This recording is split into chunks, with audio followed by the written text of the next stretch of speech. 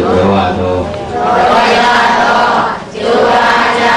Beliva Kadova Yadishiva Yadulumava Vipraditya Viva Yanavya Mavaruma Kanate Kilo Yendi Chiri Medeya Udeya Nedanya Ronamu Yavanu Ishya Ito Shikho Buzo Bumyoman Shok Rojado Ganama Budukan Sirina Dujao Anita Bijan Yaman Kade Bawa Sedang Gajanya Bijayan Asungsuno Bawa Naukala Nai Niban Shwebi Bimebi Bao Chami Lebudo Jimbri Bapsyan Yadwe Yaudwe Nyamau Yudwe Nanjanti Pisi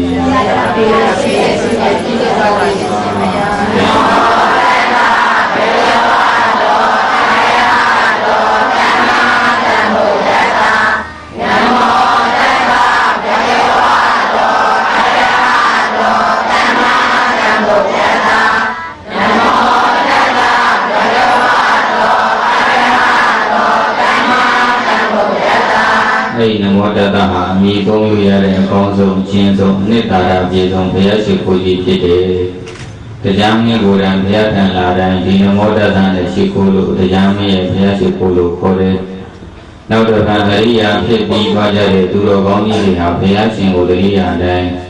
ဘုရားရှင်ရှိရလို့ရှိပြီးတော့ဒီနမောတတနဲ့ပဲရှိခိုးလို့ရှိလို့အမြင့်မြတ်ဆုံးအရိယာဘုရားရှိခိုးလေခေါ်ရတဲ့နောက်တစ်ခါဒီနမောတတဘုရားရှိခိုးတဲ့မှာဗုဒ္ဓရဲ့ဘုံတော်၉ပါးရဲ့ကအရဟံဘုံတော်သမ္မာသမ္ဗုဒ္ဓဘုံတော်ဘဂဝါဘုံတော်ရေလို့ဘုံတော်သုံးပါးပါတဲ့အတွက်ကြောင့်ဘုံတော်သုံးပါးဘုရားရှိခိုးလေခေါ်တယ်။အင်္ဂဒဏမှာကောင်းကျိုးများလို့ရှေ့ဆရာတော်ကြီးများကတရားပေးတဲ့အစီအစဉ်နဲ့မှာထည့်ထားတာ။ဒါကြောင့်အချိန်မှန်များတွေကကုသိုလ်တရားထုတ်ယူခြင်းတဲ့ပုဂ္ဂိုလ်များသတိရတဲ့နမောတတ္တကိုရွတ်ဆိုပူဇော်ကြ။ဒီလိုရွတ်ဆိုပူဇော်ကြတဲ့အခါမှာအနဲ့အတိတ်ကလေးသိကောင်းကျိုးတွေပိုရလိမ့်မယ်။အဲနမောတတ္တမြန်မာပြန်လေးလိုက်ဆိုသူနဲ့မြမတတဝါအလုံးတို့ဤသူနဲ့မြမတတဝါအလုံးတို့ဤပူဇော်ထုကိုခံယူတော်မူထိုင်သောအလုံးစုံသောတရားတို့ကိုကိုယ်တိုင်မှန်စွာသိမြင်တော်မူသောဘုန်းတော်၆ပါးသခင်ဘုရားရှင်ကိုရှိခိုးပါ၏ဘုရံဒရဏံကိသာမိဓမ္မံဒရဏံကိသာမိသံဃံဒရဏံကိသာမိ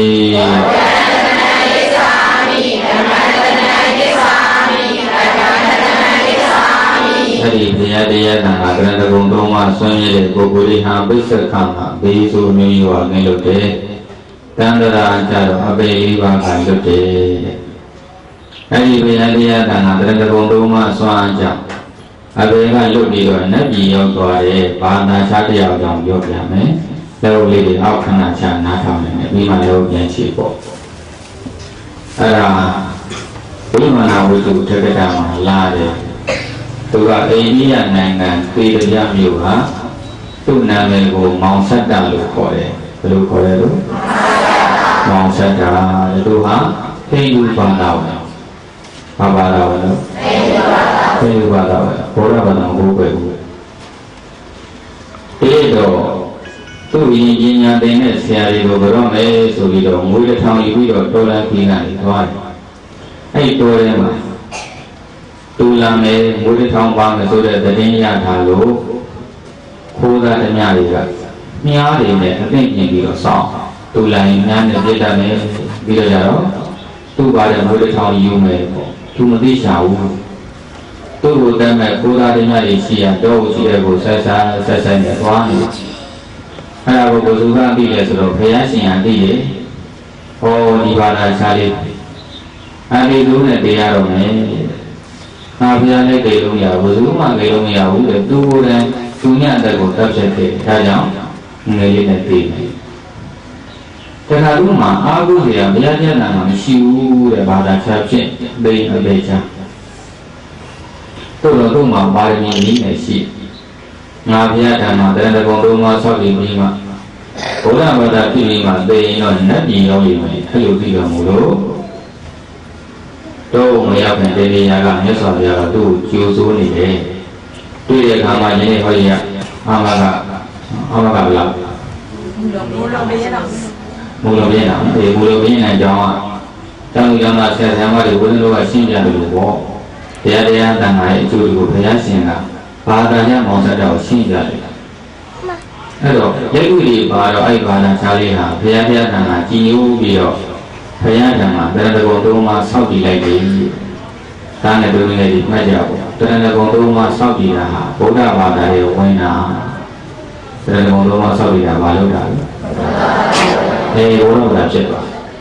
အဲဒီမြတ်စွာဘုရားလောက်ဆိုတော့သိချရပြီဆိုဘုရားရှင်ပြန်ကြွ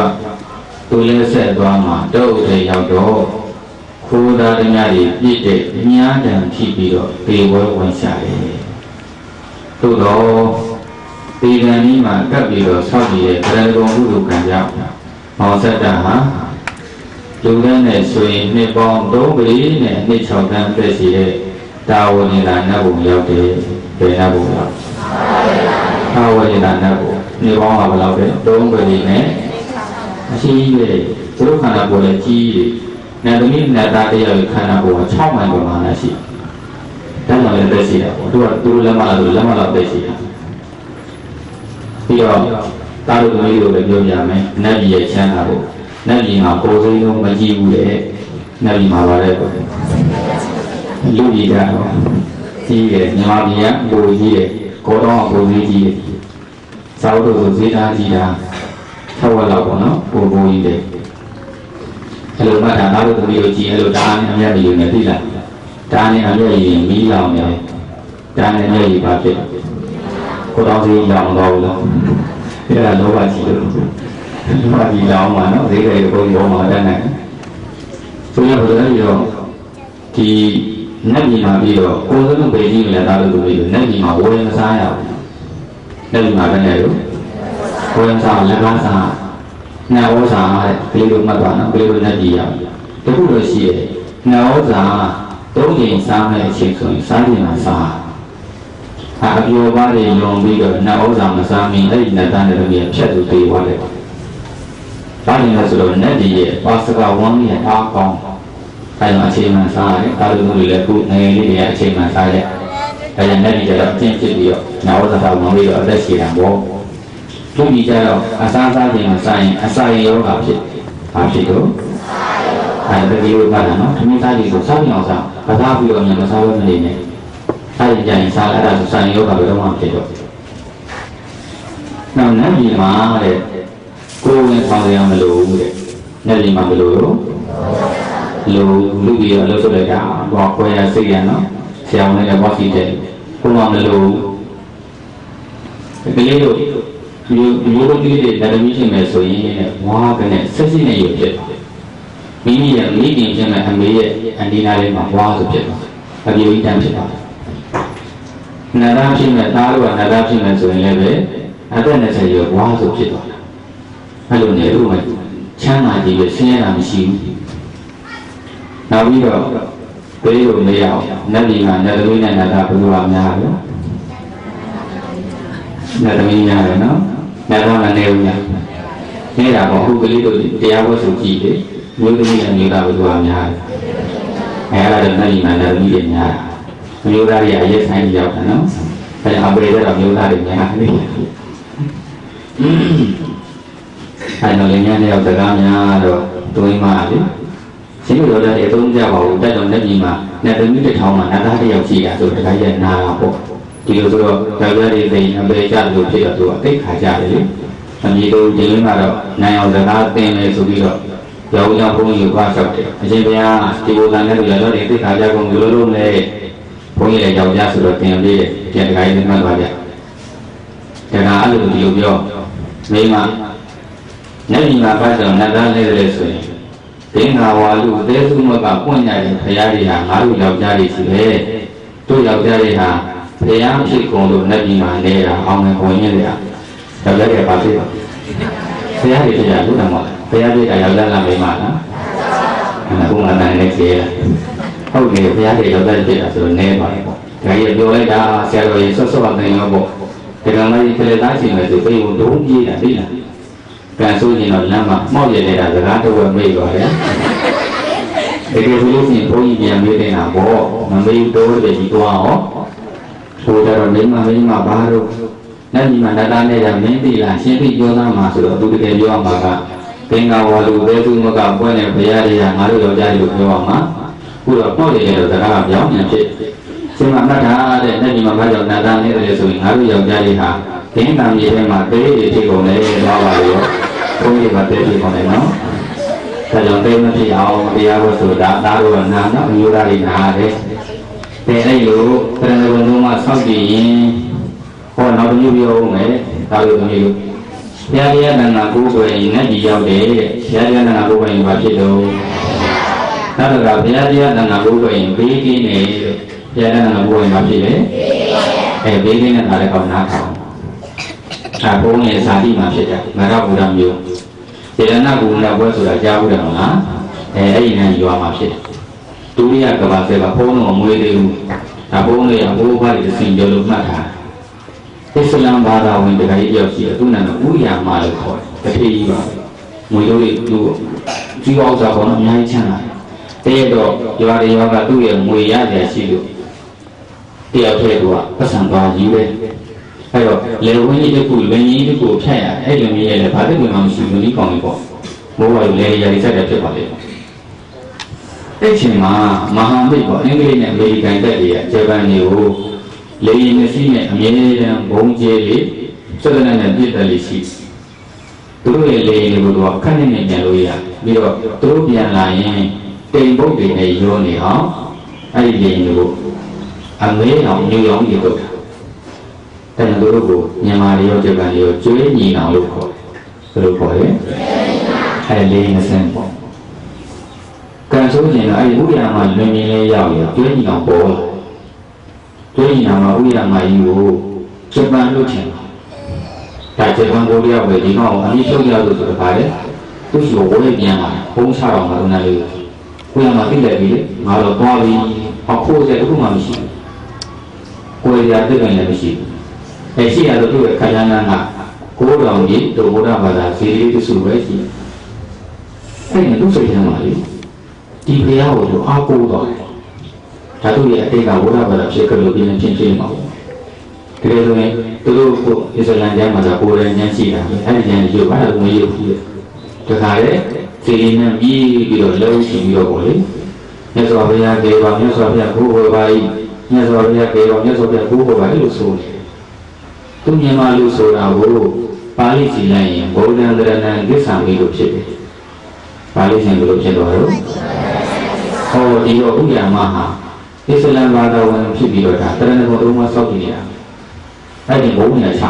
ဟိုထိုင်းကနားရီကိုသွားတာပေါ့နော်အဲ့တော့ဘုံလုံးချပြီးတော့ဒါလိုမှတ်တာဘုံနေဆိုတာကသူကဘုံချရင်မလို့ဘူးကျင်းတဲ့ဝင်နေမှာလို့ဘုံစံတွေကပို့သွားရင်ပါတဲ့အဆံပေါင်း300ကအကုန်ကျင့်တော်ပြီးတော့မှန်လို့ပေးရတယ်ဟိုက450ကိုဆက်တိုက်ချပြီးတော့တေးကြောင်ဆက်တဲ့နဲ့ဆောက်ပြီးတော့ပို့ပြလိုက်ပြီအားလုံးများဘာမှမရဘူးမိကိုတွေဖုံးတော့ဖုံးလေးကြည့်ပဲအဲ့ဒီလေးကြီးပြန်တက်အတော်လေးကြာတော့လေးပါလေငြိမ်တော့မိကိုတွေပြောက်သွားဖုံးလေးအောက်ပြန်ပိတ်သွားရောကြည့်လိုက်တော့ဒိဋ္ဌံရဲ့နဲ့တေးနေတဲ့ပုဂ္ဂိုလ်မြင်ရမယ်လို့ထင်တယ်မဟုတ်ဘူးတဲ့ဥယာမကိုဘယ်ဘုံစံဘယ်စက်တတ်ကြည်စမ်းမှမထီဘူး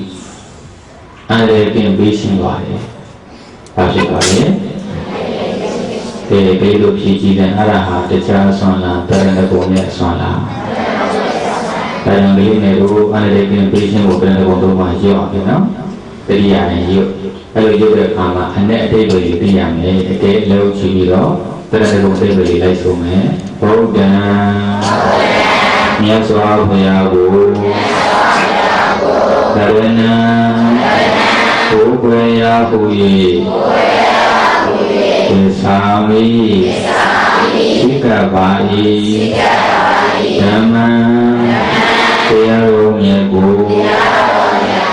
တရဏံကိုယ်ွယ်ရာဟူ၍ သေသာမိရှိကပါ၏သံဃံဓမ္မရောမြတ်ကိုဗရဏံကိုယ်ကိုရာဟု၏သေသာမိရှိကပါ၏ဒုရိယမိဝရဏရဏကိသမိဒုရိယမိဓမ္မရဏကိသမိဒုရိယမိသံဃံရဏကိသမိ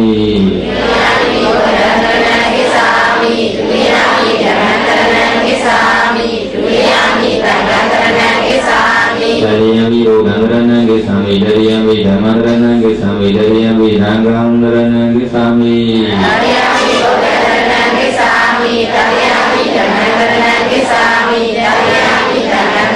ကိသမိရဏကမနံပရိပုံနံငါးပါးသီလတရားကိုကလေးတို့ဟောမယ်။ဒီလောက်လေးအောက်ခဏရှာခံထားအောင်ပြီးမှလည်းချီမယ်။ငါးပါးသီလဆောက်တည်ပြီးတာတရားလည်းပြီးပေါ့နော်။တစ်ခါလေးတရားမှထည့်ဝင်လိုက်တာ။အဲ့တော့ဘုရားဉာဏ်မှတ်ထားပါတဲ့။ဒါနကုသိုလ်တဲ့သီလကုသိုလ်ကသာတယ်။ဘယ်လောက်ဒီသာတယ်။ဘုရားလည်းတော်ခါကငါးနေသားနဲ့ယန္တာဖြစ်တဲ့မထေရဘာရှိပါရပါလိမ့်ပါ။မာရီသားလေးနဲ့ဘောလို့ရမ်းပြတ်တယ်လွယ်လိုက်လားပြန်မှာဘောလေသူကဟိုးလွန်ခဲ့တဲ့60ကဘာကပွင့်တော်မူတယ်အနောမတတ်တီမြတ်စွာဘုရားလည်းခါတော့ဆန္ဒဝတိနေပြီးတော့မှဆင်းရဲသားတယောက်ဖြစ်ခဲ့တို့လိုသူဒီဥစ္စာစီရင်တာဆင်းရဲတာကိုကျင့်ပြီးလားချမ်းသာတယ်ဘာချမ်းသာလဲဒီကိုကျင့်ပြီးလားကောင်းတယ်လို့ပြောတာငါးပါးပြီးလားလုံအောင်ဆောင်အဲ့ဒါဘဝလုံးတော့ဆောင်အဲ့ဘဝကသူသေဆုံးတော့ကောင်းကျိုးခံစားရတယ်နံပါတ်1ကတော့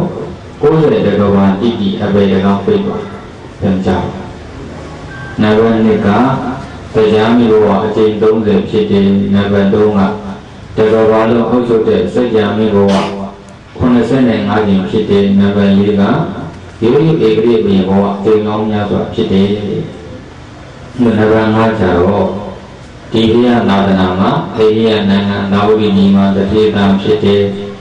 ပြီးတော့လူငါးနေကအယောဝိပများနဲ့တို့ကုလို့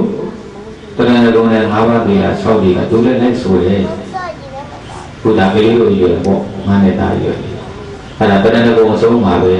ဝိပဿနာဉာဏ်ကြီးဆင့်ဆင့်တက်ပြီးတော့ယဟန္တာဖြစ်သွားတယ်ဘာဖြစ်သွားလဲအဲ့ဒါကိုတခြားအစွမ်းလားတရဏဂုံရဲ့အစွမ်းလားဒီကရဏဂုဏ်နဲ့၅ပါးသီလဆောင်ပေါ့နော်သီလဆောင်တဲ့ကောင်းကျိုးကရဏဂုဏ်နဲ့ပါပေါ့ဒါကကောင်းကျိုးလို့ရှိရင်ဆိုးကျိုးတွေခံစားရမယ်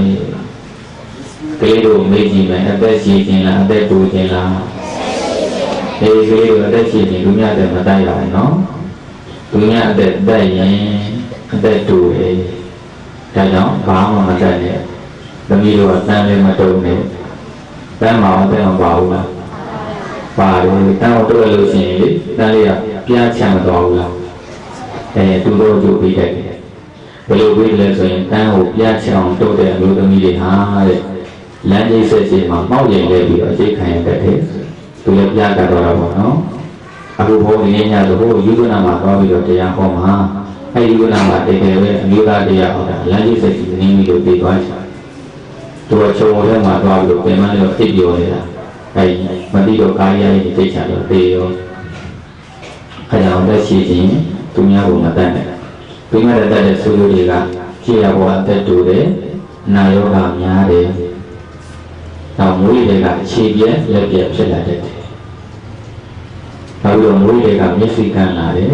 နောက်မွေးတွေကနားပင်းလာတယ်နောက်လူဘဝကြတော့လည်းပဲဟုတ်ပြီစေကကံတခုနဲ့တည်းရကုလိုဘောကားတဲ့ကြည်ရည်လက်ပြီးအစာမသိတခုနဲ့တည်းအဲ့လိုမသိလို့ရှိရင်သူများတတ်လို့တည်းအဲ့ဒီနဲ့မှမသိကိုယ့်ကိုယ်ပြန်တတ်ပြီအဲ့တော့ကိုယ့်ကိုယ်ပြန်တတ်တယ်ဆိုတာကသူတတ်တဲ့အဲ့သူများတတ်မတတ်ပဲနဲ့ကြောင်းရမယ်သာသာကကြီးပြောရင်တော့အများကြီးပဲတင်းရပါတဲ့တရားတော်တခုလောက်ပြောပြမယ်အဲ့ဒါကအမေရိကန်ပြည်တော်စုမှာပြန်ပါလေဟိုရန်ကုန်မှာထုတ်တဲ့မြို့တော်တဲ့နာပါဘု ဘုန်းကြီးရဲ့ဆောင်းတဲ့ဒီတူလေးမှာတော့လေသီလအစွမ်းဆိုတဲ့ဆောင်းထဲမှာဒီကြောင်းပါတယ်အဲ့မှာဒီမေဒီကန်လည်းများတဲ့အောင်မှာတမီးလေးတယောက်ရှိတယ်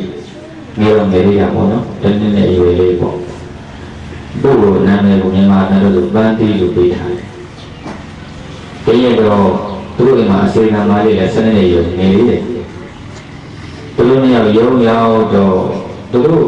ဈေးကဝဲလာတဲ့ပန်းလေးတွေကိုရေခဲတာတွေမထည့်ရအောင်ဒါနဲ့တတိယတော့အစေခံမလေးဘုန်းတော်တို့ဒီပန်းလေးကိုရေခဲတာတွေထည့်လိုက်လို့ဝင်ပေးလိုက်တယ်အဲ့ဒါဟိုအစေခံမလေးကစားစရာပန်းလေးကိုရေခဲတာတွေမထည့်ဘဲနဲ့အဲ့ဒီကလေးမလေးကိုရေခဲတာတွေထည့်လိုက်အဲ့ဒါသူ့ဘဝတွေလာတော့လေရေခဲတာတွေမှာအေးဆက်ပြီးတော့သွေးတွေတောင်းတော့သာနာပြန်ကောင်းအပေါ်ရင်ဒီတော့ဒီလိုနဲ့ဒီသွားပြီးအဲအကျိုးတရားအကြောင်းတရားကသူ့ကိုယ်တိုင်လေးတွေဒီလိုပတ်ခဲ့တဲ့ကံတွေပါလေအဲ့တော့အကြောင်းတရားဆိုတာအကျိုးတရားကိုကြည့်လို့ရှိရင်သိနိုင်ပါတယ်ဘုရားလေးတို့ငါးပန်းလေးတွေပါလေပယ်ထဲမှာငါးပန်းနဲ့ကြားဘူးတယ်မလားကြားဘူးလေဒီမှာနာမှာပါဟိုမြဲတွေ့နေရတာအဲ့လိုငါးပန်းလေးတွေသွားလို့ရှိရင်အဲ့သူတို့ရဲ့ဝမ်းကောင်းထဲမှာဒီလေးတွေပါဘာလို့ဒီလေးကြိတ်လို့ပြီးထည့်ပါဒီလေးကအကြီးပုံစံမျိုးကြီးပေါ့အခေါင်းကြီးအဲ့ဒါငါးလေးပိုက်ကနေရပြီးတော့ဒါအဲ့ဒီလေးတာရဲ့အရှင်ရောပြီးတော့အိုးထည့်ချလိုက်ဒီလေးရပြီးအဲ့တော့ဒီလေးမလေးကအတိတ်ဘဝတစ်ခုခုတော့အဲ့လိုဌာနဖြစ်ပြီးတော့ငါးစင်လက်ကိုရေးရဲသိခဲ့ဘူးလေဒါကြောင့်သူတို့အတူတူအသက်တူတာဒါကြောင့်သူတို့လည်းပဲအသက်မတူခြင်းသူများအသက်ကိုဖက်ချင်းမှရှောင်နေဖို့ရည်မကြည့်ဘူးလားကြည့်ကြည့်တယ်နော်ရှောင်ရကလေးတွေကြောင့်လူကြီးတွေပါလဲချင်းဟုတ်ပြီလားတေးတွေနောက်တော့ဆိုင်ကိုမရှင်းလို့နေနိုင်ဘူးအကုန်ပါလဲနော်နံပါတ်1ကသူများဥစ္စာမကိုးပါဘူးနံပါတ်2ကပါလဲမကိုးနဲ့မတရားတဲ့နည်းနဲ့ဆိုရင်ဘာမှမရှိနိုင်ခိုးလို့ရှိရင်ဘာဖြစ်တတ်တယ်ဖြစ်ရဘဝမှာမွေးတတ်တယ်ဖြစ်ရဘဝဘယ်လိုလဲတော့ဘယ်လိုလိုမျိုးနဲ့ဖြစ်ရဘဝချမ်းသာခြင်းလားမွေးခြင်းလားအဲချမ်းသာခြင်းလူများဥစ္စာမခိုးပါဘူးနော်ဒီလိုနဲ့မပြေးတဲ့ဟာတွေဘာမှမရှိနဲ့တဲ့ဟာအဲ့လိုလူများဥစ္စာခိုးခဲ့တဲ့ပုဂ္ဂိုလ်နှစ်ခုပါချင်းခြေမှကြောင်ရှာလို့မို့စီဝါဥစ္စာလေးအနည်းနဲ့ဖြစ်ထွန်းလာပြီဆိုရင်လေသူ့ရဲ့စီဝါဥစ္စာတွေကိုမီးလောင်ရတဲ့ကိုယ်ကိုမီးမလောင်ရင်ရေပြီးမျိုးသွားကုန်လာတယ်ပြီးလို့တဲ့3နှစ်လောက်ကကချင်ပြည်နယ်မြကြီးနားမြို့ညာကြီးရေဝန်တာအစိုးရဒီကနေ့ပေါ်တာလူ400လောက်ပြေချက်ကွက်တဲကွက်ရအောင်ပြေတာကိုပါဝါဘာမှမချင်ဒါတော့သူများဥစ္စာမတရားခိုးယူတဲ့ခံလေးရှိရင်အဲ့လိုကြီးမျိုးတွေလည်းကုန်တယ်ဒီမျိုးလို့ရှိရင်တခုပို့ပြီးတော့ကုန်တယ်ဒီမျိုးရင်ဘာဖြစ်ကုန်လဲတခုပို့တယ်အဲကြောင့်ကိုယ်ဒီလေးခုခံရရင်ဟောဒီတဲ့ကြောင့်ပြောနေချက်စရာဒီငါလည်းညဘောတခုဆိုတဲ့ဒီနာမျိုးလည်းဖြစ်တယ်နော်အဲ့လိုကြည့်ပြောရကြတော့တရားဟောတဲ့ဆရာလည်းညဘောကခိုးတယ်ဘုန်းကြီးညဘောမလုပ်ခဲ့ခိုးတယ်ဘုန်းကြီးစီခဏပြောက်တာဒါလိုမျိုးပေါ်တော့ဘုန်းကြီးယေရှုစက်ကြီးပြောက်သွားခိုးသွားတာမျိုးရငါလည်းတခုပဲစိတ်ကြီးကြိတ်နေရတာနော်အဲတခုကိုလည်းခိုးတယ်ညခုခံနောက်နာမည်လေးကမင်းရလည်းသိနေတယ်တချို့ရေနံချာရီပါတွေဒီစီးတွေအစိုးရတွေကသိသွားတာမရှိဘူးလားအဲ့ဒါမင်းပြီးလို့ခေါ်တယ်အဲ့ဒါလည်းကိုယ်လည်းမကန်ရှင်းလို့သိခါအဲ့လိုနည်းနဲ့မကုန်လို့ရှိရင်မိမိမွေးတဲ့သားသမီးတွေကသားစိုးသမီးတို့ဖြစ်ပြီးတော့ဖြစ်စီလို့ပုံတယ်အဲ့ဒါကိုသားတို့သမီးတို့မှတ်လိုက်ရန်သူမျိုး5ပါးဘာ5ပါးအဲ့ဒါ5ပါးလိုက်ဆိုမီးရေမင်းခိုးသူအမွေခံသားတို့သမီးတို့မှတ်မိလားကျန်တော့မင်းရဲ့ရေရဲ့မီးရဲ့ခိုးသူရဲ့အမွေခံသားတို့သမီးတို့အဲ့ဒါရန်သူမျိုး5ပါးအဲလူကြီးတယောက်ရန်သူမျိုး5ပါးကြီးတာသိလား4မျိုးရတယ်တစ်မျိုးကျန်တယ်တဲ့ကွာခွေးလေးပါတယ်တဲ့ဒီခွေးလို့ဆိုရင်ဒီငါထည့်ရတယ်နော်ဒီလေးကတော့သိချင်သိသွားပါပြီအဲ့တော့ဒီလေးကိုအဲ့လိုမျိုးမှတ်စရာပိုင်းမှတ်ဉာဏ်ကောင်းတဲ့လူပုံပြင်မယ်နော်တရားနာတဲ့ခါမှာမှတ်မိရင်မကောင်းဘူးလား စာဖတ်တဲ့အခါမှတ်မိတယ်မကောင်းဘူးလားမှတ်မိခြင်းအချက်တစ်ချက်လိုက်နိုင်ရတယ်ဒီအချက်ကတရားနာရင်စေတနာလေးတိုးရတယ်ဘာတိုးရစေတနာတိုးဘုံငါသိပြီးတော့မထားနဲ့ဒါလေးငါမှတ်ပြီးတော့လေဒီတရားမှန်သားတယ်မှတ်တယ်နေချင်းပြန်ပြောမယ်အဲ့လိုစေတနာနဲ့နာရင်စာဖတ်ပုံမှန်ပြီးစေတနာရဲ့ဆွမ်းကြောင့်ဘုံတို့စာရေးနိုင်တာတရားရခဏအိတ်စေတနာပါတယ်သိချင်တာဘုံတရားလို့နိုင်အောင်ဒါလေးသိကောင်းမှာလို့ဒါတော့ပြန်ပြောမယ်အဲ့လိုစိတ်နဲ့နာမနဲ့ကအဲ့လိုနားတဲ့အချိန်မှာတရားနာတဲ့အချိန်မှာမငတ်ရဘူးတဲ့တရားနာတဲ့အချိန်မှာမလုပ်အောင်နိုင်ရဒီလိုမှတ်မိမလားမှတ်ပြီးတော့မှတ်လို့ပြန်ရောတဲ့အလို့ဆိုရဖြစ်ပုံဆံပုံလေးဒီမှာလေဘုရားကုံတော်ကျက်တာအလို့ဆိုရဖြစ်ပုံနဲ့နိုင်နေလို့သူကျက်တဲ့ကုံတော်ကသမ္မာသမ္ဗုဒ္ဓောအလုံးစုံသောတရားတို့ကိုကိုယ်တိုင်မှန်မှန်တရားပူညာဖြင့်သိမြင်တော်မူသောမြတ်စွာဘုရားအားတော်ကျက်အကုန်ကြီးကမာလို့သိတော့သိတာဘုန်းကြီးပြန်တော့တယ်မာတော့သူကဆိုတယ်သမ္မာသမ္ဗုဒ္ဓောအလုံးစုံသောတရားတို့ကိုကိုယ်တိုင်မှန်မှန်ပူညာဖြင့်သိတော်မူသောမြတ်စွာဘုရားတို့ဘုရားပူညာဖြစ်ကုန်တယ်နော်အဲဒါကြောင့်နိုင်လို့ချင်းဒီလိုမှားတတ်ပါတယ်နောက်တစ်ခါမှရမှာကိုဆိုတယ်ရန်ကုန်မှာသူကလေစာသင်္နာတန်ဃာတွေအကုန်ဆုံးကပ်မယ်ဆိုတော့ဘာတရားတော့အကုန်ပြင့်လိုက်တဲ့တန်ဃာကိုပညာလို့ဘုရားမြင်တဲ့ကိုယ်တိုင်ချက်ရှာတရားသားငါးကြီးတွေချက်ပါရဲ့နေပြီးလည်းမပြီးတော့ဘူးငရေပြီးကြောက်ကိုသူကနှံ့အောင်ကိုယ်တိုင်ထောင်းတာအမှုနေရာမှာတတ်တယ်အဲ့ဒါလေးထောင်းလိုက်တဲ့အခါလဲဘိုးလေးနဲ့လေးပဲ၄နိုင်ကိုလောက်ဒီမပြီးဘူးထောင်းလိုက်နိုင်လိုက်ထောင်းလိုက်အဲ့ဒီကိုယ်လေးကစီတန်းပြီးတော့ကြွလာရောဒါဆိုတတိယနိုင်ငံလေးကိုလှမ်းဟောပြောလိုက်တာသူပြောနေတာကတတိယနိုင်ငံလေးကဒီမှာငရေပြီးထောင်းလို့ဒီဘိုးကြီးကြွလာပြီးလို့ဟောနေတာပေါ့နော်ကိုတော့နိုင်နေတော့ကြောင်းညာဖြစ်သွားတယ်ဒီလိုမြန်မာလူသားတွေဒီမှာဘုန်းကြီးတွေထောင်းလို့ရှိသေးတယ်ဟောဒီဝိရိယကြွလာပြီတဲ့ကြောင်းမြန်နော်ထောင်းတော်လေးတို့ဘုန်းကြီးတွေသွားထောင်းပြီလေအဲဒီလေးကိုစာဖတ်ဖတ်တရားနာမငတ်ရင်နှောင်းမိပါနဲ့နော်ပြန်ပြီးတော့ပြောအောင်လေတော့ဒါကြတဲ့ကိုငါးပါးဖြစ်ပြီးခံရတာဘုရားဥစ္စာကိုရင်နောက်တော့တုံးကသူညတာမရမပြေမရဘူးတဲ့နောက်တော့သုံးပါတယ်ဝိရိယလေးတော်ငယ်လေးလို့သူညတာမရတော့ပြည်လာတယ်ပြေမလို့ရှိရင်ဖြစ်ရဘဝမှာလူမုံများတယ်ကျန်လူတွေပွားတယ်ချိတ်တဲ့လူနဲ့ကိုယ်ရတယ်ဆင်းရဲတယ်နောက်မိမဘဝကြီးပဲရောက်တယ်ယောက်ျားဘဝတော့နဲ့ပြန်မရောက်တော့ဘူးနောက်တခါတည်းယောက်ျားနိုင်ငံမိမနိုင်ငံနှစ်ခုလုံးပါတဲ့ဘဝရောက်တယ်တခါတည်းယောက်ျားနိုင်ငံမိမနိုင်ငံနှစ်ခုလုံးမပါတဲ့ဘဝရောက်တယ်ခုဘုန်းနောက်ထုတ်တဲ့စာအုပ်ထဲမှာ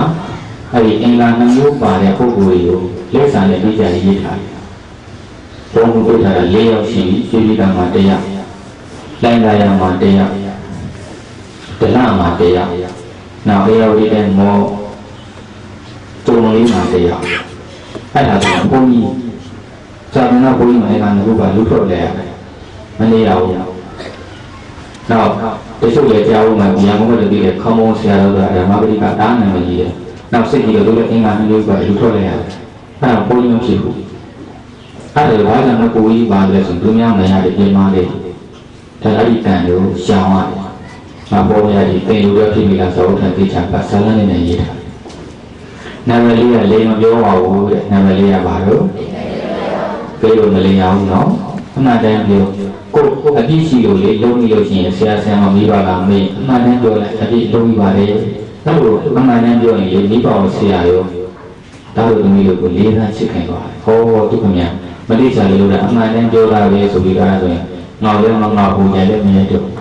အလိမ်လို့ရှိရင်ဒီမိဘဆရာဘိုးစိတ်ဆိုအဲကြောင့်ဒါလိုမျိုးကမလိမ်ပါနဲ့တခုခုဖြစ်အမှန်တမ်းပြောရတယ်အမှန်တမ်းမပြောရင်ရောတဲ့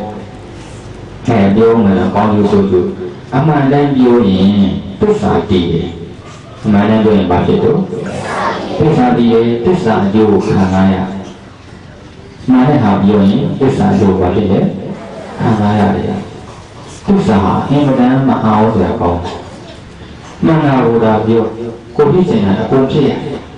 ဘုဟုတခုပြောပြဘုံတတိကတာမိုင်းပြောကိုပြီးအဲ့ဒီကောင်လေးမှာသားလေးတယောက်ရှိတယ်သူကရဟန်းကိုရင်ဖို့ပြထားတာဆယ်လေးနှစ်လောက်ရှိသူလည်းသူ့သားကိုဆရာတော်ဖြစ်စေနေလို့ဆရာတော်ရဲ့သာသနာမှာပြီးဆရာတော်ချင်းမှာတရားထုတ်ခိုင်းပြီးဆောက်ရှောက်ပြီးဆက်လုံးတယ်ပြီးတော့သူ့သားကိုရင်ကတခြားကိုရင်တုံးမှဟိုအင်းစိန်သွားပြီးတော့ ပိစာလူကြီးကိုသွားတာပုံလဲတာလူတယောက်ကအဲ့ဒီမှာဆက်တက်ကသူကလေလာကိုမျိုးအေးတယ်မယ်ဆိုချော့ပေါ်ပြီးတော့လူထွက်ပြီးတော့လေစိတ်ထည့်ပြီးတယ်ပေါအောင်တွေ့ရတော့ပြေဘူးနေပါလေဒီမောကြီးကဟောတာ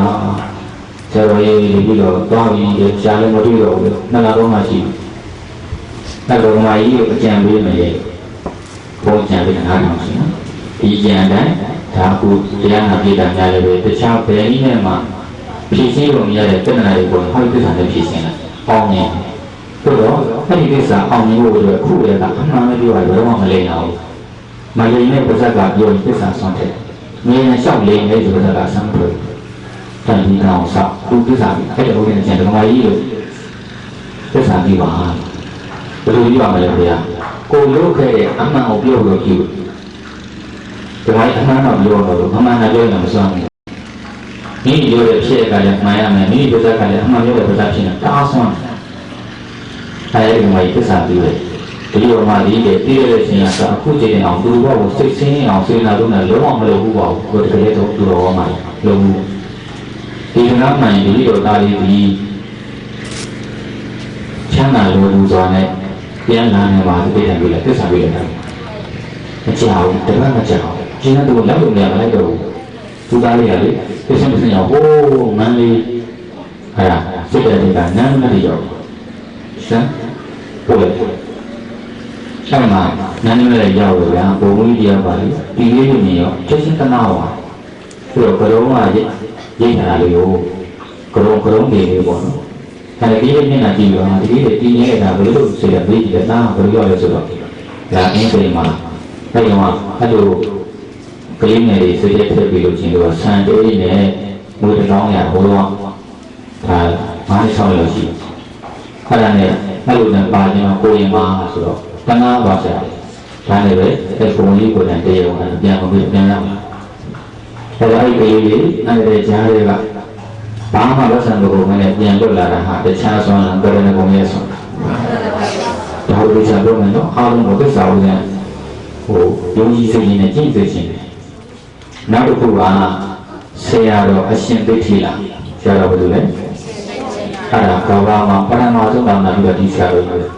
အင်္ဂလာမှာသွားတာလားဖြစ်အင်္ဂလိပ်လက်ထက်ပဲလက်ထက်တော့တကယ်ကြီးနော်သူ့ရဲ့ကလေးပြောပြအဲ့ဒီမှာဘောဓဘာသာသိမှန်ပြီဘုန်းကြီးတွေအင်္ဂလိပ်စာသင်လေတောင်းနေပြီပြောဒီစာလေးစာလေးသင်နေဆိုတော့စုံချဆုံးအောင်တော့သိမှန်ပြီလို့မြန်မာတွေဘုန်းကြီးဆိုတာတော့မတင်အောင်ဘူးသင်ရင်ဘာနဲ့လျှောက်လို့တော့ဘူးအဲ့ကြားထဲမှာဘုရားဒီလာနဲ့သူ့ဆရာအရှင်အာရိသတို့သင်လာပဲအဖို့ကသောတော်ခံတဲ့နာပေါ့နော်နောက်ဒီနေ့စာကျွမ်းသွားတော့အင်္ဂလန်သာနာပြီးကြွမယ်ဆိုတော့လည်းပဲတရားတော်မှာရဘုဇုမငွေမလို့ဘူးအင်္ဂလိပ်စာသင်လို့ဆိုတို့မှာတို့ဆွေးနေတာလေးဆရာတို့ပြီးစုနောက်ဟောချုပ်တဲ့ဘယ်ရင်ကလည်းအင်္ဂလိပ်လေးခရိယာဒီကိုလည်းပဲပြောမှာအဲတို့ကများအပြီးမစုံနဲ့သွားတော့ရောက်တော့ကြောက်ကိုရောက်တော့ဘယ်တော့ကြလဲဆိုရင်ဘုန်းကြီးဆိုတော့မြန်မာပြည်တော့စောက်ကံပါလို့ရဟိုမှာဆုံးမခံရဘူးဆုံးခံရတော့မှဥပဒေနဲ့ထောင်နဲ့ထည့်တယ်မတောင်းအောင်အဲ့တော့ဘုန်းကြီးဘယ်လိုစားမလဲတမန်တော်ဆန္ဒစိတ်တဲ့မထက်မြတဲ့ပုဂ္ဂိုလ်ဆိုရှက်ပြီးပြန်ပြေးလာအဲ့ဘုန်းကြီးကလေခုလိုသူနေကအခန်းငါခက်ချစ်ချစ်မှာနောက်တော့ဒီအခန်းကပေးရတယ်သမီးတွေပေးရသူကလည်းပေးတယ်ဝေးမရှိဘူးအဲ့တော့ဘုန်းကြီးဘယ်လိုလဲဆိုတော့အဲ့အင်္ဂလိပ်တွေကိုကြီးညာတယ်ပါဠိနဲ့အဘိဓမ္မာသင်ပေးမယ်သင်တန်းပေးမယ်လာတက်ပါသင်တန်းရေးဘလောက်ဒါတည်းအဲ့လိုလာတက်တယ်ဆိုတော့ဘုရားဘာသာကြီးတော့ပုံပေါ်တော့ဒီပါဠိနဲ့အဘိဓမ္မာတက်ချင်ရလိုက်တယ်အဲ့ဒီကလာတဲ့သင်္ကန်းတွေလာစားနဲ့ထမင်းစီနေပြီးလို့ဆက်တမ်းမပြုတာအဲ့တော့ဘုရားဘာသာနာပြီးဒီပင်ကြီးလေးဖြေထားနိုင်ခဲ့ပါတယ်အဲ့တော့အဲ့လိုသူအောင်မြင်တဲ့အချိန်မှာပဲဂျာမနီတွေကသင်္ကန်းဘုံကျဲရောမိတယ်ရှုံးနေတာဂျာမနီကနိုင်နေတာအဲ့မှာတင်ပါလေဒီဥပမာဘယ်သူမှမနေနိုင်မြန်မာပြောတယ်ညီတော်တင်ပုံပြန်ပြီးဝင်တယ်ညီတော်တင်ဆရာတော်ပြောဆရာတော်ပြန်လိုက်မလားဒီလိုပြန်တော့မယ်ဆိုတော့မလိုက်ဘူးဒီအင်္ဂလန်မှာဘုရားသာနာမတိချင်းငါမလိုက်ဘူးဒါနဲ့သူတပါးလေးကျန်တယ်အဲ့တော့စိတ်ကြီးဆိုတော့ဘာလို့မလို့စဉ်းစားကြည့်ပေါ့ဆရာတော်သင်ရတဲ့မယ်လို့ရှိတော့ပစံများနောက်တဲ့ဒီဘာလို့ဆိုရင်သူက အိမ်လာကတမင်လာကပြေးစံရှိတော့ဟောငါတို့နေတော့မှာပဲနေတော့ပဲတော့လေရမယ်ဒီကသူ့ကဲခဲဘာလို့လဲဒီအိမ်ကြီးဆိုတာလာပြီးတော့နေတော့ဒီမှာရှင်ဒီနေ့ပြေးရင်မပြေးနေမှာပေါ့ဘာလို့တက်လာပြေးတော့ဒီနေ့ရအောင်ပြေးမပြေးနေတာအတွက်ဘုံနေတချို့နေချလို့မအေးချင်တယ်တချို့ကတော့တိုးပြေးကိုမျိုးပေါ့ဒီနေ့ကလည်းမျိုးပေါ့တိတ်ရှိတော့နေကြတော့ငါတော့သစ္စာမှတပါတခြားအားကိုးတယ်မရှိတော့သစ္စာပြေသစ္စာတူတယ်ဒီလိုနေမှလာခဲ့တာဘာပစ္စည်းဥစ္စာမှမလို့မဟုတ်ပါဘူးဘုရားသာသနာကြီးအင်္ဂလာမှာပြည်စီခြင်းလို့လာခဲ့တာပါအခုလည်းပဲအသက်ကြီးပေါ်တယ်ဒီလိုမသွားပါဘူးအသက်ဆုံးပြီးတော့နေပါဒီစကားမှန်ရင်ပြည်တော်ကိုအင်္ဂလာမှာဆက်နေလို့ရအောင်ကိုကြီးစောင့်ရတဲ့ပုဂ္ဂိုလ်ပေါ်လာပါလေလားသစ္စာကြည့်လိုက်ခါယူလိုက်တယ်ဘယ်လိုပြင်မလဲနားထောင်ကြည့်သစ္စာကြည့်ပြီးတော့လေ3 နိုင်လောက်ပဲရှာဒုက္ခကလာဟောတော့တော့သူဖြစ်တော့ဟာငါတင်းနေဖို့နဲ့လာတာပေါ့နော်အဲ့ဒါနည်းနည်းပြရတဲ့အခါရေးပြီးတော့ဒီခါလေးဖွင့်ပေးလိုက်ခရိယာဘုန်းကြီးတွေပါဖြစ်ဘယ်လိုဖြစ်နေလဲခရိယာဘုန်းကြီးတွေပါဒီဘုန်းကြီးနဲ့သူနဲ့ကလမ်းလျှောက်ရေးဆိုဦးတယ်လွတ်ဆက်ပူတာမရှိဘူးပေါ့နော်ဘာသာမတူတော့လည်းပဲညစ်တဲ့တိုင်ရှိတော့ဘယ်လိုလဲလေးစားတယ်အဲ့ဒါတော့ဒီတတိယလို့ဝင်လာတာတခြားတော့သူ့ကြောင့်သူ့ဆိုင်ကြောင့်တတိယအောင်လားဒီလိုစဉ်းစားကြည့်အားလို့ဘာသာချင်းနဲ့ဒီလိုတော့ဘယ်လိုတတိယသူ့ရဲ့သစ္စာကြောင့်တတိယဝင်လာပြီးတော့မိတယ်ပေါ့သူရင်းနေကြတာပေါ့လေကိုယ်ကဘယ်လိုလဲစစ်ဖြစ်နေတာအခုကျုပ်တော်ကတော့ပြန်တော့အမှန်ပြန်လို့လားဆိုတော့ကျုပ်တော်ပြန်တော့ဘုရားဘာသာတရားလုံးမယ်အဲ့ဒါဆိုရင်ဒီအိမ်လာကတွင်လာကပေးနေတယ်ရှိတာတော့မရှိတော့ဘူးလေဒီလေးပဲထွက်ပြီးထားတော့ဟောပါအိုးမန်ကောဆိုကြားတော့တာတယ်သူ့တနာပါလို့ပေါ့နော်ဟာကြီးရတယ်တက်ပြီးကောင်းလာပြီလားတဲ့အဲ့ဒီလေးစားသွားတာတကယ်ရှင်မဲလူဘာသာမလူတော့ရှင်မဲကိုလေးစားတယ်ကိုဘာသာကိုအဲ့တော့ဆုံးပြီးတော့ရှင်မဲလောက်တာပဲလားပြီးတော့နေလိုက်တဲ့နေကိုဒီတော့ခေါ်သွားမယ်ဆိုတော့သူ့နေခေါ်သွားတာဟိုမှာဒီစိတ်ကြီးပြည့်တဲ့ဒီနေပြီးတော့နောက်စိတ်ပြီးတော့မြန်လာအဲ့တော့အင်္ဂလန်နိုင်ငံမှာတရုတ်ချင်းဘုရားဘာသာဘယ်သူမှမရှိတဲ့နေရာမှာဒီစံဘာသာချာဖြစ်တဲ့ခရိယာဘုန်းကြီးကိုယ်တိုင်လာပြီးတော့ပြေးကြတာဟာတခြားဆုံးလားသစ္စာရဲ့ဆုံးအဲ့လိုခေတ်ကြီးတို့ဒီသစ္စာနဲ့ဖြည့်ရှင်းဘယ်တော့မှမလဲအောင်ဝစီကံလေးမျိုးရှောင်းပါလိမ့်မယ်လေဒီဘုရားဝါဒဘယ်မှမလဲရေးကြတာမလဲအောင်ခရီးဆိုင်နေ့ပိလုနာဝါစာကိုမတရားကြောင်းရမတဲ့ဘာမှမပြောအဲ့လိုဝင်လိုက်တဲ့ကတက်တာဆိုဆောင်ပရိဒါဝါစာတဲ့ရုပ်ညံ့တဲ့စကားတွေပြောအောင်ညစ်ပတ်တဲ့စကားတွေပေါ့ပြောတန်ဖတ်ပါလားပါလောကီဥဒ္ဒါဘာမှမရှိတဲ့အတိတ်တုဒ္ဒါတွေပြောအောင်ဒါလိုမျိုးပြောစတယ်လိုမျိုးအတိတ်တုဒ္ဒါများအဲ့ဒီတုဒ္ဒါဟာတန်ဖတ်ပါလားပါဟောပေါ်လေတန်ဖတ်ပါလားပါသူများမကောင်းနေလျှောက်တော့ပေါ့အဲ့လိုပြောအောင်အဲ့ဒီလေးတွေကိုရှောက်သစ္စာဆွမ်းနော်အဲ့ဒီလိုသစ္စာဆွမ်းအောင်မုဒ္ဒဝါဒကမရှောင်ရင်တဲ့ဆိုးဆိုးတွေခံစားတိအဲ့ဒီဘုရားဒီလေးနေတဲ့ဘုရားဖြစ်ရမှာစကားမသိဘူးသွားရင်မကြီးတော့ဘူးမလာတော့တော့တခေါကြီးဖြစ်ပါတယ်အားဒီပါတော့တခေါကြီးဖြစ်ပါတယ်ခေါ်တဲ့ဘုရားအားနိုင်သေးတယ်ဘယ်ဟာဒီလဲဟောတာလို့နော်ပြန်မှာဟောညင်တာဘုရားတခေါကြီးဟောတာကိုအဲ့မျိုးလာမှာတခါဟောတာဘုရားကြီးဟောတာပါလင်းကြီးရတော့သွားဟောတယ်ဆိုဒီတခါဝုန်းနေကြည့်တာလေးချာလူသိလာပါတော့ကြပါလေစောင့်နေလို့ဆက်ဟောနေရအောင်ဒါလိုကြီးအားရမှာတက်ထားတော့အောင်ဟုတ်တာပေါ့ခြေတော့နိုင်မိမ40လောက်တော့သဘောကြီးဖြစ်နေပြီသဘောကြီးပါပေါ့နေတာအဲ့တော့တို့လည်းပဲပါမဟုတ်ရင်တို့ကမလိမ့်နေနော်ဘုန်းကြီးကဇာတ်တဲ့ဗဇက်ကအထုံးနဲ့တွေ့တယ်တဲ့6ဘက်ကိုကြီးတဲ့ခန္ဓာကိုယ်ငဲပြီးတော့ပြေး6တယ်ဒီနေ့တည်းရှိမလာဘူးပေါ့နော်အဲ့လိုဆိုတော့လေဘေးနဲ့ပုဂ္ဂိုလ်စိတ်ဆင်းရဲဝါရပုဂ္ဂိုလ်စိတ်ချမ်းသာငါတို့လွတ်သွားပြီဆိုပြီးတော့အမေတို့သားပြီးတော့ဝမ်းသာမှာသူသားပြီးတာအဝါတယ်ဟောလာကြီးတို့တော့လိန်ပြန်ပိန်လာတယ်နော်မလိန်ရဘူးတဲ့နောက်မရောက်ဩဇာတဲ့လိန်တဲ့ပုဂ္ဂိုလ်ဩဇာနာကင်းတော့ဒီကလေးကိုနိုင်လို့ပြန်ဩဇာနာကင်းနေဆိုတာဖြစ်ရဘုရားသူဟာနောက်လိုက်ဘဝကျွံဘဝပဲရောက်တယ်တခင်ဘဝကောင်းတာဘဝမရောက်ဘူးအဲ့လိုပြောတာလိန်တဲ့အတွက်ဒါကြောင့်ကောင်းတာဖြစ်ဖို့ဆိုရင်မလိန်ရဘူးတဲ့ကောင်းတာဖြစ်ဖို့မှာဘာလို့မလိန်ရအမှန်နဲ့ပြောလိုက်ဆံနံပဲလေးတာ Never Naga, Pindi and Malava, Never Navali, Adone, Sri Matano, Pindi and Lawin, Shia Wama, you did, Shia Wama did. Natano, believe what only what we do. Punatom do when they got Koroma Dia Holy, Conasin and Yam. For you know, I think you wouldn't want to get Yan Yan Jaro. Suy mà có gì bây giờ đi mấy mà nên là đồng bằng thì giàu ra và xí đồng bằng tiêu biểu là ta nào mà đi đi tôi rồi ta du đi này tôi bị độ phú làm gì để tem mua hoa ngon gì thế cái này mà gọi à ta du đi khai ta nào để đi làm thế thôi là thì anh ấy nói là chỉ bây mà là đây là vậy tốt lý ngay là chỉ mà nhà ngồi dòng tôi thấy gì thì em chùa dễ là cái đồ sòng là tôi là thuê nhà bọn nó nhà là được buôn đoan mỹ để nhà là ý được đây là gì được chi xéo và được nhà tôi ta để nào có được thành là bố thì để cô đó như là yếu thì phát là suy mà nhà này thì như là yếu chi học tôi phải lúc mà đúng rồi không nhà một gia đình sẽ là từ mà cu mấy thế là đối với cái ngày sinh suy lúc để mà bảo vệ này cô mà qua thầy là cái số ghi sánh số về đại để thấy bụng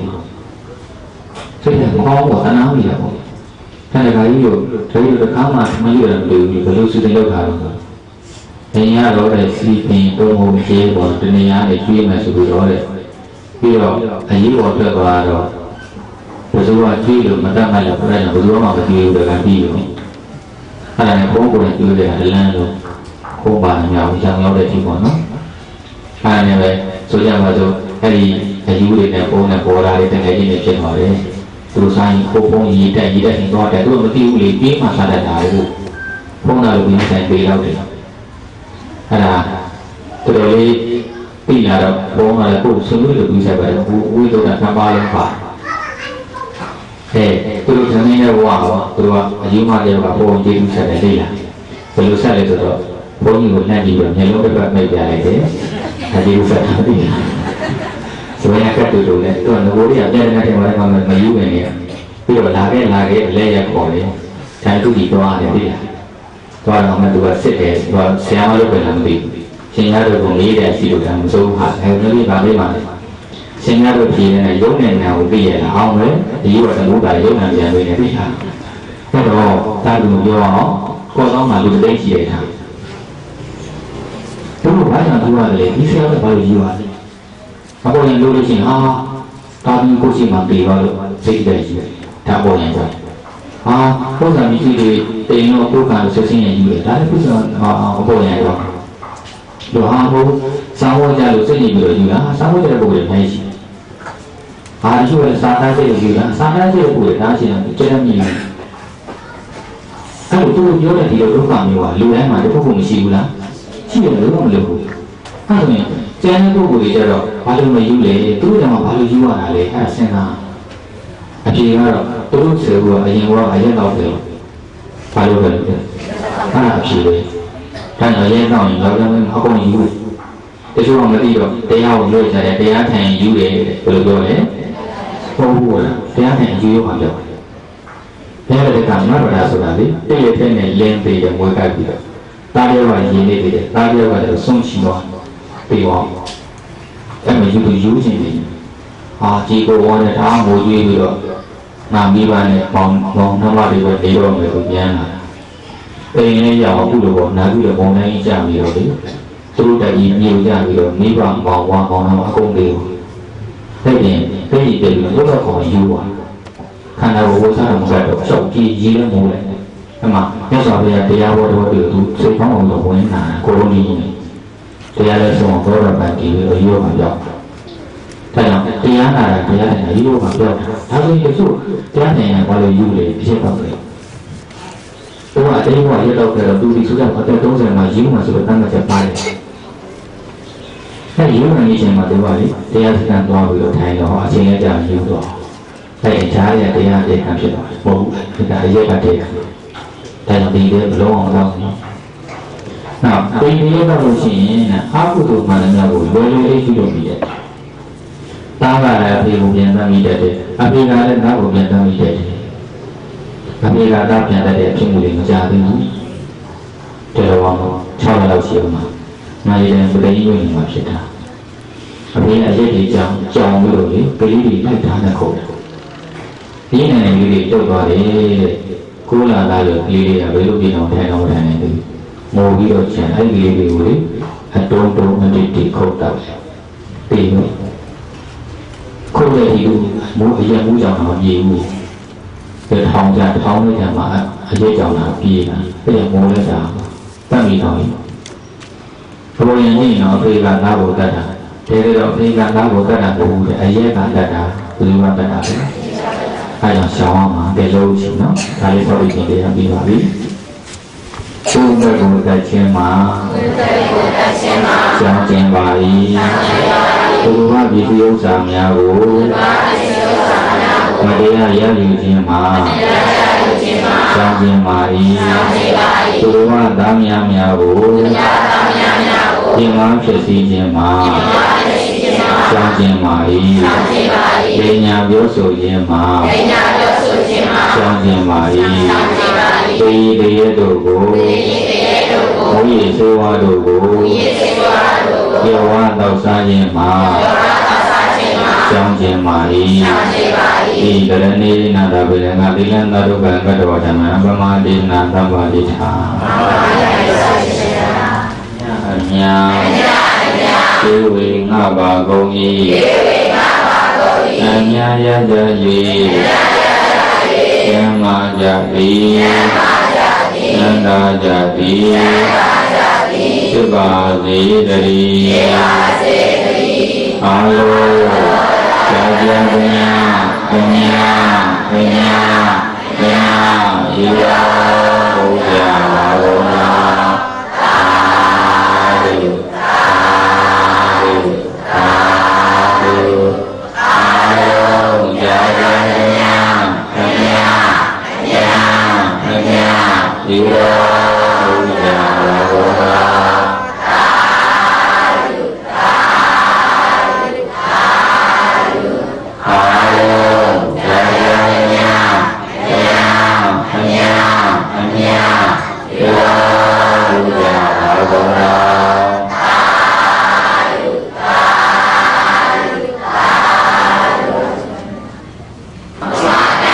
ဓမ္မပူဇာကိုကပိယထံအနံ၍လူတန်းပါ၏အလိုရှိသောအခါ၌ကပိယထံအဆတ်သောပစ္စည်းလေးပါးကိုအလူခံပါဗျာသာ